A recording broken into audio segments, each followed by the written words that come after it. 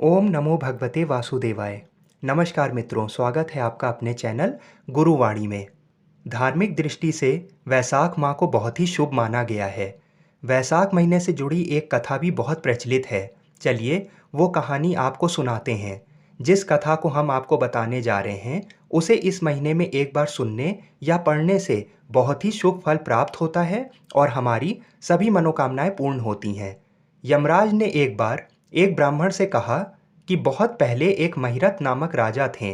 उन्हें पूर्व जन्म के अच्छे कर्मों की वजह से ईश्वरीय कृपा मिली थी, पर राजा ने राज्य का सारा भार मंत्रियों पर छोड़ रखा था और खुद भोग विलासिता में जीवन व्यतीत करता था। उसे ना तो प्रजा से कोई मतलब था और ना ही वो कभी धर्म कार्य करता था। राजा का मन कामनियों की क्रीड़ा में आसक्त रहता था। राजा का राजपुरोहित जिसका नाम कश्यप था, उसने सोचा कि जो गुरु अपने शिष्य को सही राह पर नहीं ला पाता, वो गुरु भी अपने शिष्यों के पाप का भागीदार बनता है।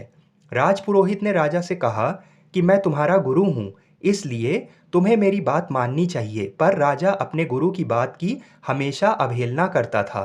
कश्यप ने राजा से कहा कि हे राजन, तुमने कभी कोई धर्म कार्य नहीं किया है।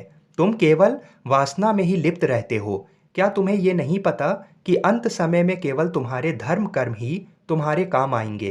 राजपुरोहित ने कहा कि तुम्हारे इस दुनिया से जाने के बाद तुम्हारे साथ केवल तुम्हारे कर्म जाएंगे, तो बेवजह पत्नी, पुत्र, कुटुंब इत्यादि मोह में उलझे रहते हो।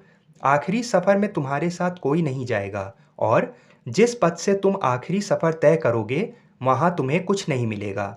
जो व्यक्ति व्यसन से दूर रहता है वो स्वर्ग भोगता है और जीवन में सभी परेशानी व्यसन से ही उत्पन्न होती हैं। कश्यप ने कहा, राजा, वैसाख माह व्यक्ति के सभी पापों का नाश कर देता है, इसलिए तुम पूरे विधि विधान से वैसाख माह का व्रत करो, प्रातःकाल स्नान करो और भगवान मधुसूदन का ध्यान करो। ऐसा करने से व्यक्ति के सभी पापों का नाश हो जाता है।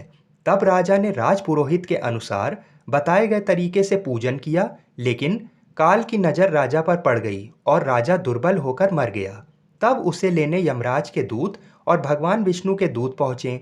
भगवान विष्णु के दूतों ने यम के दूतों को कहा कि राजा धर्मात्मा हो चुका है और वैसाख में प्रतिदिन स्नान करने से उसके सारे पापों का नाश हो चुका है। तब भगवान विष्णु के दूत उसे नर्क के मार्ग से बैकुंठ धाम ले जाने लगे।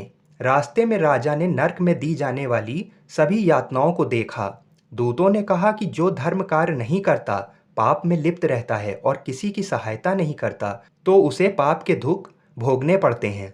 तब दूतों ने कहा कि तुम्हें यहाँ नहीं रुकना चाहिए, क्योंकि तुम्हें स्वर्ग धाम जाना है। राजा ने पूछा कि मैंने ऐसा कौन सा कर्म किया है जिसकी वजह से उन्हें इस मार्ग से लाया गया और कौन से कर्म की वजह से उसे बैकुंठ लेकर जाया जा रहा है। तब दूतों ने कहा कि वो जीवन भर काम वासना में लिप्त रहता था, कोई धार्मिक कार्य नहीं किए थे, इसलिए इस मार्ग से लेकर आए। पर आखिरी 3 सालों में उसने वैसाख माह में विधिवत पूजन किया, जिससे उसके पापों का नाश हो गया। इसलिए जो व्यक्ति वैसाख माह में मधुसूदन भगवान का ध्यान करता है, प्रतिदिन स्नान ध्यान करता है, वो सभी पापों से मुक्त हो जाता है। तो जैसा भगवान विष्णु ने उस व्यक्ति पर कृपा की, ऐसे ही भगवान लक्ष्मी नारायण हम सभी भक्तों पर अपनी कृपा करें। बोलिए श्री लक्ष्मी नारायण भगवान की जय।